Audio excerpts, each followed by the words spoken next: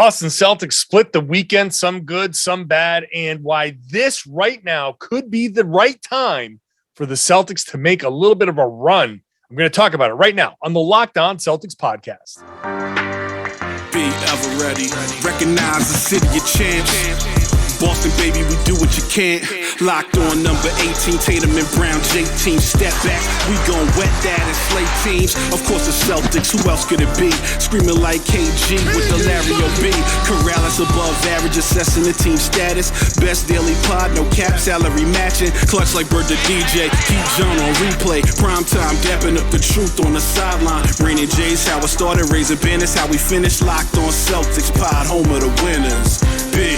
Hey there, welcome back to the Locked On Celtics podcast. Thank you for making this show part of your daily routine and your first listen every day. Locked On Celtics is free. It's available everywhere podcasts exist. You can watch the show on YouTube, which we are very much highly encouraging you to do.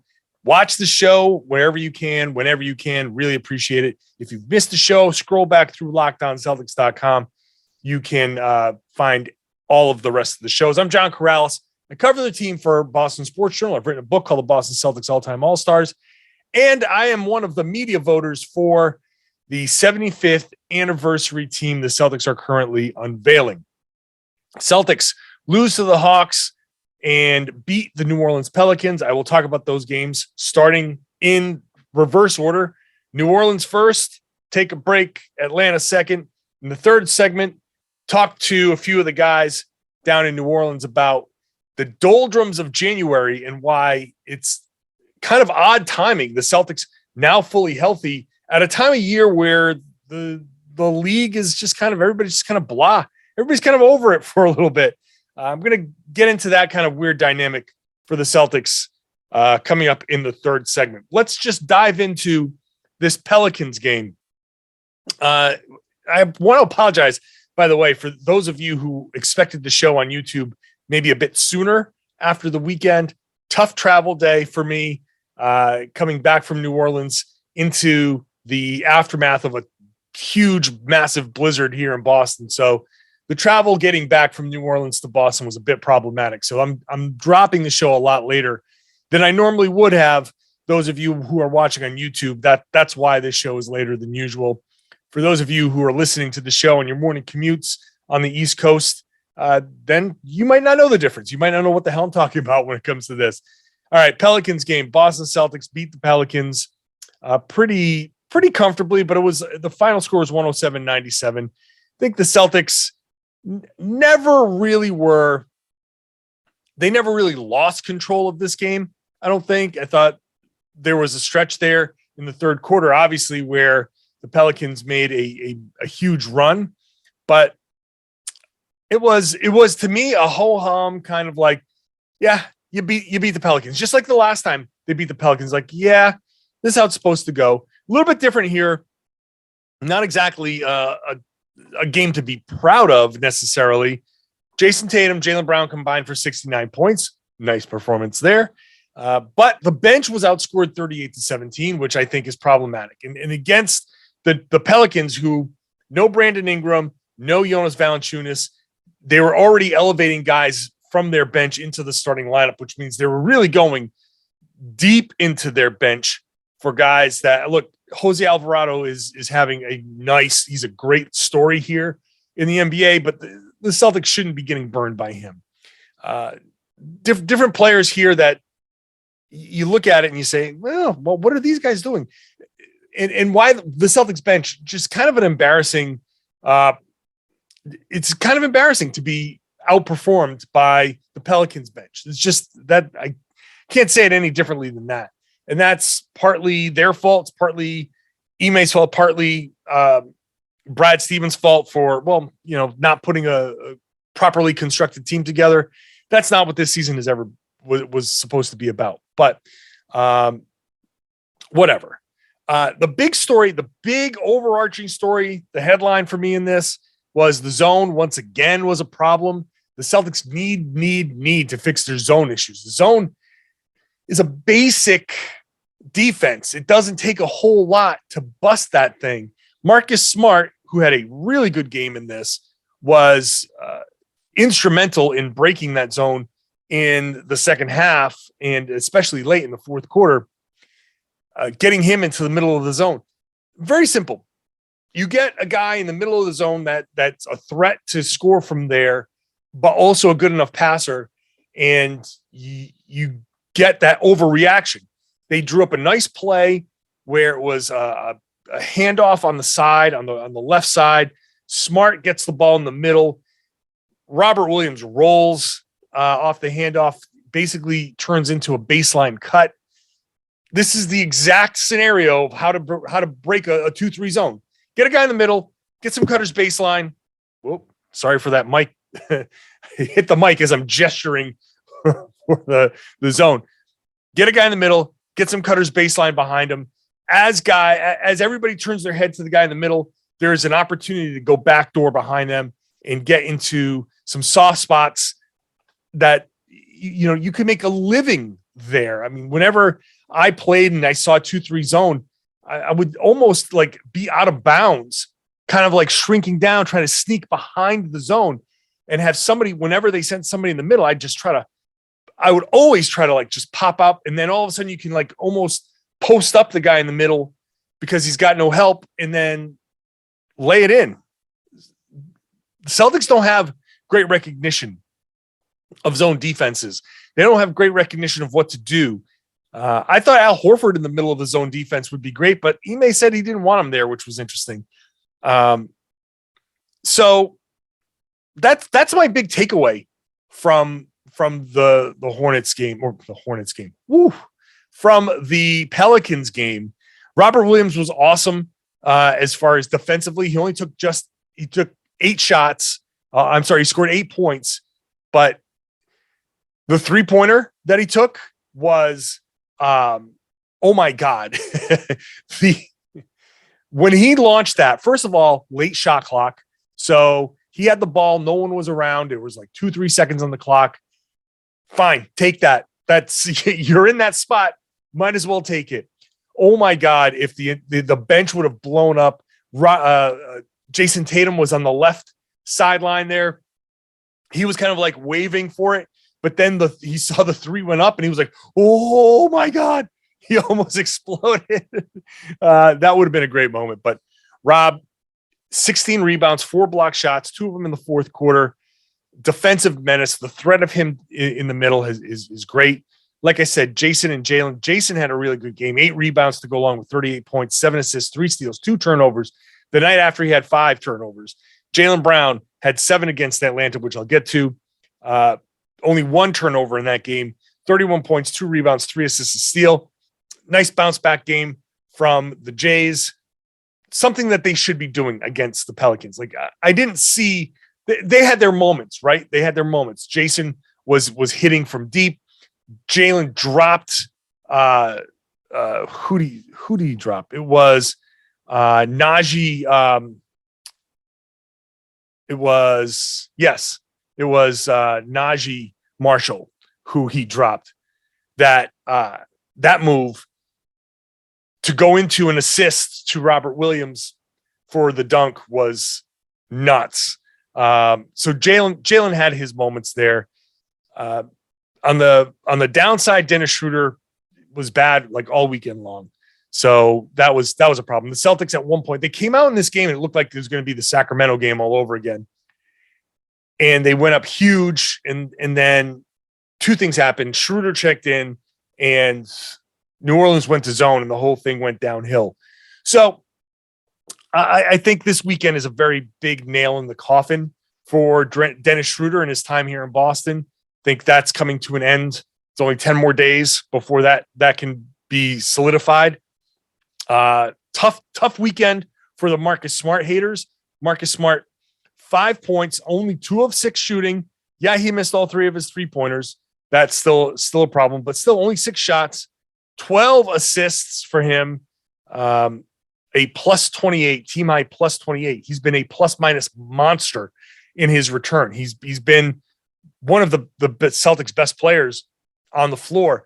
And getting into that Atlanta game, that was a pivotal problem there, which I'll get to when I come back. So in a nutshell, It's like a whole hum. Like there's not really. I'm glad I'm only doing one segment on the New Orleans game rather than a whole lot more. Basically, my big takeaway is fix the zone. Damn it, fix your zone offense, because that's going to be something that you're going to see a lot of. Teams go zone against the Celtics a ton, because it works. That's embarrassing. That is an embarrassing thing to be able to throw a team out there with these guys, with this personnel. I mean, this talent should be able to break a zone and punish. Like, it should be impossible to zone the Celtics. And in recent years, it's been like the most effective thing you could do against them. That's not good at all. More on that coming up next. First, let me tell you about Built Bar. It's a new year, and Built Bar is going to help you with those New Year's resolutions, because we know how it goes. I know how it goes. I can just speak for myself. I know I'm representative of many here when I say you want to try and lose a few pounds after the holidays, all the Christmas and Thanksgiving and all the big heavy foods that you're eating, and those snacks that you keep going for.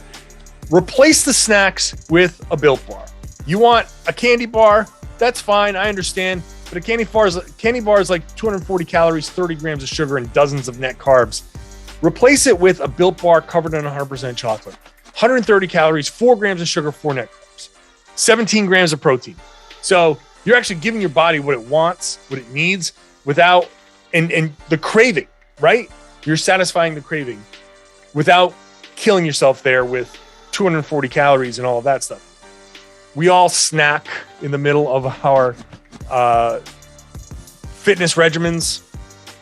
Snacking on a Built Bar can cut away some of the guilt, I think.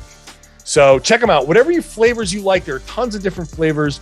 If you're on a keto diet, it works. If you have a nut allergy, there are plenty of options for you. And go to Built.com, use the promo code LOCK15. You're going to get 15% off your next order or all orders. So check it out. Try it. Just sample. Use LOCK15, get 15% off. Figure out the flavors that you like. Go back, stock up. LOCK15, 15% off every time you use it at Built.com. Hey, thanks for making Locked On Celtics your first listen every day. I hope that you tune into the big trade deadline show. Thursday, February 10th is the trade deadline at 3 p.m. We're going to bookend that 2 to 4 p.m. Me, Josh Lloyd from Locked On Fantasy Basketball, NBA vet Antonio Daniels, and Kim Becker, who hosts the Locked On Now podcast, is going to quarterback the whole thing.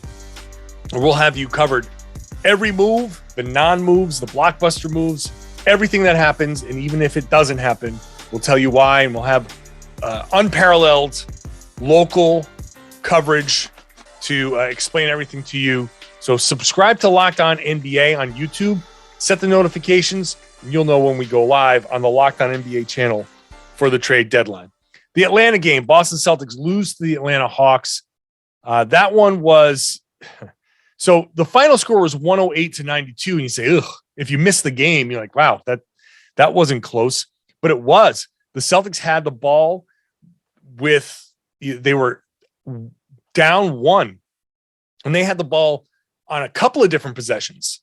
Down 1 with the ball. And they settled for threes. There's one where Tatum comes down, shoots a 3. Grant Williams on his ass under the basket gets the offensive rebound, throws a bounce pass out to Jaylen, who fires a 3. Both missed. Another trip down. It was a turnover. The Celtics settling for threes was a big problem, and they shot 19.5% on their three-pointers, which was a real problem. After the game, everybody was basically saying, yeah, we settled too much. We needed to attack. Jaylen Brown said, I was passing when I should have shot, and I was shooting when I should have been passing. And so they were out of sorts for that game. They relied on the jump shot, and then on the other side, they were turning the ball over a ton. Like I said in the first segment, Jaylen had 7, Jayson had 5. So that's 12 turnovers for the Jays, 18 turnovers overall. So they had 12 of 18 turnovers, and they gave up 24 points off those turnovers. So that between The turnovers and the shooting, that's the story. That's it. But on top of that, the Celtics had Schroeder and Smart in there. There was a bit of an overlap. And we didn't see the overlap against New Orleans. But Udoka got on the guys after the game for settling. The Celtics settled for shots. They settled for some tough ones. The quote, settled for some tough shots. We could have attacked like we did in the third, but the third, by the way, he was referencing the third quarter run where the Celtics cut a big lead way down. Like they had a massive third quarter. It was awesome. Then he said, we settled for some threes and turned the ball over. Pretty much that simple. 18 for the night, 24 points. And some came on a crucial stretch where we either settled or didn't get a shot off at all. So in the fourth quarter, the Celtics, and Ime called 2 timeouts. He tried to settle the guys down, but he's right. They were right. Afterwards, Tatum said it. Jaylen said it. They have this tendency to settle for the threes in those situations. I have been banging this drum and pissing people off on Twitter about this kind of stuff. The Celtics settle for threes, which you look at them and you say, these are good shots. And I've gotten a lot of blowback, mostly I think because I share the screenshots rather than the full video. But I'm glad, I started to think I was making a mistake by doing that, but I'm actually glad because it captures in the moment when you see that and people say, well, that's a good shot. When the players themselves will say, that's a good shot. I mean, you can look at it and be like, well, it is a good shot. Sure, it's a good shot. Where are the great shots? Where are the better shots? And I'm banging that drum. I continue to, and I will continue to moving forward because the Celtics continue to settle for jumpers because when they get hot, they fall, and that's great. But they don't hunt the great shots, and I need them to hunt the great shots. They need to hunt the great shots and understand that the three-pointers will be there at almost any point in the shot clock. They need to attack first. But Ime, I think in the Atlanta game, did his version of settling. And I think it's important for Ime to coach the way he's telling the guys to play, which is make the right read, make the right play, trust your teammates, and let's play the right way, and the results should come. Well, putting Schroeder in there and overlapping him with Marcus Smart, like Schroeder had one decent stretch. Marcus Smart was great in this game as well. Like he was less passing and more scoring in this game. 17 points, 6 of 8. He was the only real offense going for the Celtics in this game that was consistent. But the Celtics and Ime Udoka went with Schroeder because Schroeder had one okay stretch in this game, and Ime kind of looked at it and said, well, no one else is doing anything. Grant Williams off the bench did nothing. Josh Richardson was not good off the bench. Tried Nesmith, that wasn't great. Tried Romeo, that wasn't great. Tried Peyton. Well, Peyton was garbage time, so I shouldn't even count that. But none of the other options off the bench were great.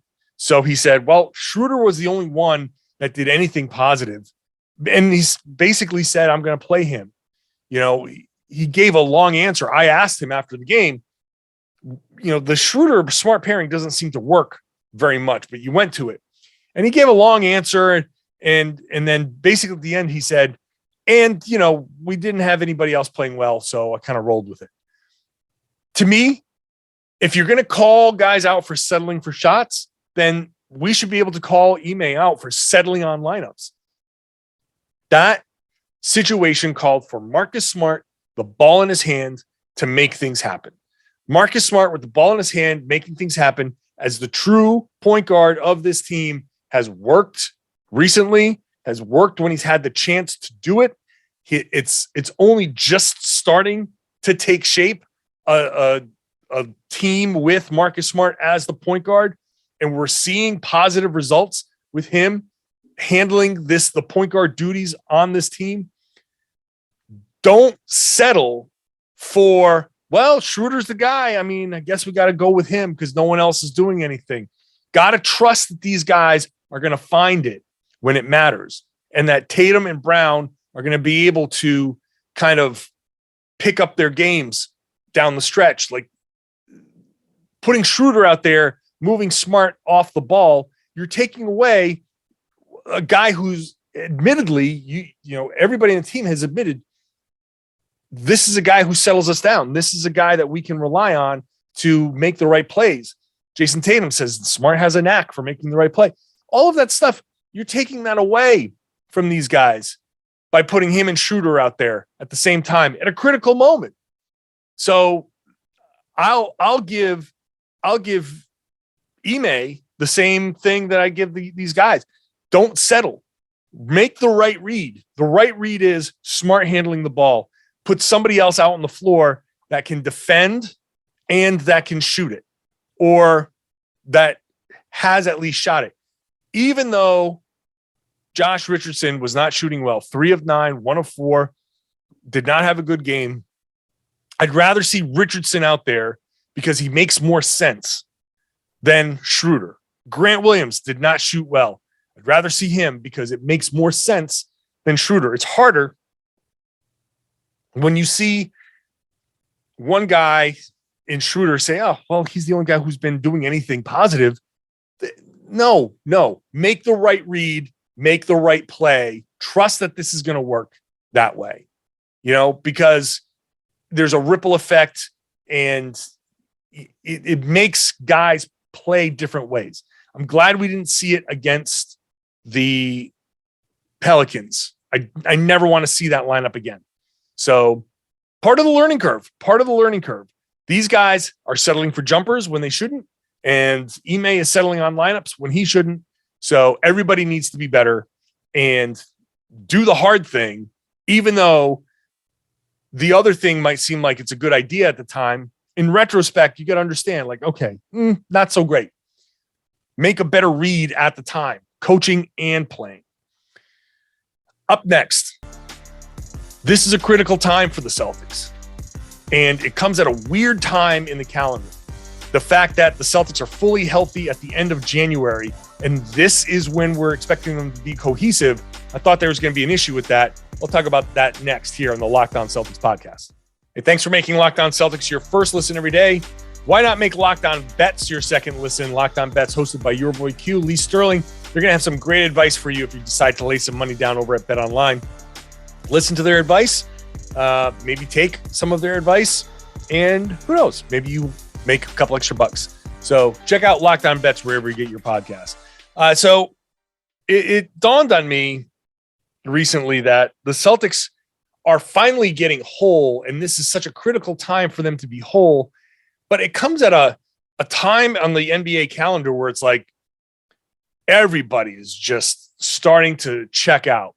There's a couple of weeks left before the All-Star break. There's about 8 or 9 games, and a lot of guys in the league are starting to look forward to vacation plans. There's a ton of guys who are like, okay, my last game is on Wednesday. We don't play again until the following Thursday. So that first Thursday morning, I'm on a flight out of here somewhere. Me and the family, we're going to go someplace tropical. I'm going to go sit by the pool. I'm going to drink some, whatever pina coladas. We're going to chill out, and I'm not going to think about basketball for a few days. That's like, I asked Jayson Tatum about that, and he said, I remember vividly guys talking about All-Star break and taking time with their families. So I remember we lost 3 or 4 games in a row my first year going into the All-Star break. And that's what guys were talking about. So there is absolutely across the board, every NBA team, maybe not the Phoenix Suns, but every other NBA team, there's some level of this is a tough time of year and guys are just looking forward to breaks. Meanwhile, the Celtics are just getting healthy. So I asked Ime, I asked Marcus Smart, I asked Jayson Tatum. You're just now getting whole at a time where the level of focus might not be there for everybody, and I didn't say this, but thinking about it, it's like Jayson Tatum's played more minutes than most guys. Jaylen Brown's played a lot of minutes per game, even though he's missed some time. I'm sure some of the guys on the Celtics are like, yeah, I need a break. What's it like trying to say, all right, we're trying to put this together now, but maybe guys aren't fully in tuned. And basically, Ime said, hey, look, this is invaluable this time for the team to get together. He said, quote, we need this time together. We're lacking consistency as far as lineups early in this year. We need all the practice time we can get and consistency on the court. So this is a time where the Celtics need to absolutely try and find a way to focus more than they have. And as Marcus Smart put it, they want to take advantage of other teams being in these doldrums. Smart says, my biggest thing is trying to make sure we don't become that team.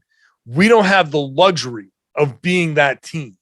They understand that. Marcus Smart knows that. And then later he said, what better way to go on a nice little stretch before the All-Star break against teams that are already checked out and kind of get ourselves going. And this is such a critical time for this team. If they can catch a couple of these teams napping, a couple of these teams looking ahead, then it's possible that they can actually pull off some of these wins against teams that maybe they weren't, you wouldn't expect them to beat. You got Miami coming in here, always a very disciplined team, but coming off of a triple overtime loss a couple of days ago. Are they kind of going to be feeling that? You've got Charlotte, Detroit, Orlando, Brooklyn. Brooklyn's on a bit of a slide. Denver, Atlanta, Philly, Detroit again. So you got a couple of winnable games against Detroit, a winnable game against Orlando. And then you got these kind of crapshoots, Charlotte, Brooklyn, Denver, Atlanta. If two of those teams, Brooklyn is a candidate there to continue that slide. Denver at home could be a candidate there to, maybe there is a bit of a heading into the All-Star break with some momentum. It's possible. And I know that I'm not expecting anything because what should we expect from these guys? Nothing. But it's there. And what's that going to mean in the standings? Who knows? Because so much is dependent on other teams. But here is it's like the Celtics get chance after chance after chance after chance. And all I can do is say, well, here's another opportunity. If they want to take it, they can take it. If they don't, then, it's a squandered opportunity. But damn it, it is an opportunity for a Celtics team here a 500 Celtics team to go out there and string a few wins together, keep some of that consistency, keep some of this, the rotation stuff, eliminate some of the stuff that I was just talking about, the lineups that aren't working, focus on some of the lineups that are, maybe get some guys more comfortable, even some of the young guys. Who knows? This is an opportunity for the Celtics. Can they take it? Can they take advantage of it? Starting with Miami, can they take advantage of that and make some sort of run in the standings to show themselves, hey, you know what? There's a team in here. In all of this mess, there's an actual team with talent that can actually win a few games. Figure out your zone issues, figure out your lineup issues, go on a little bit of a run, and let's see. Miami's going to be a perfect team to test that against because Miami loves to play zone and they play really good, variations on zones and they do things differently. And that's going to be a real, real challenge for the Celtics. Let's see if they can take advantage of this opportunity that they have to do something. I'll be back after the Miami game all week long, Monday through Friday. I will be here with post-game podcasts. So, or whatever podcast. So you'll get new podcasts Monday through Friday. So if you're a new listener and you're still here, then hopefully that means you're ready to subscribe. Please do so. Hopefully you enjoy the show. If you're a regular subscriber or a watcher on YouTube, then please share the podcast. Tell your friends they should be listening to and watching the Locked On Celtics podcast here on the Locked On Podcast Network.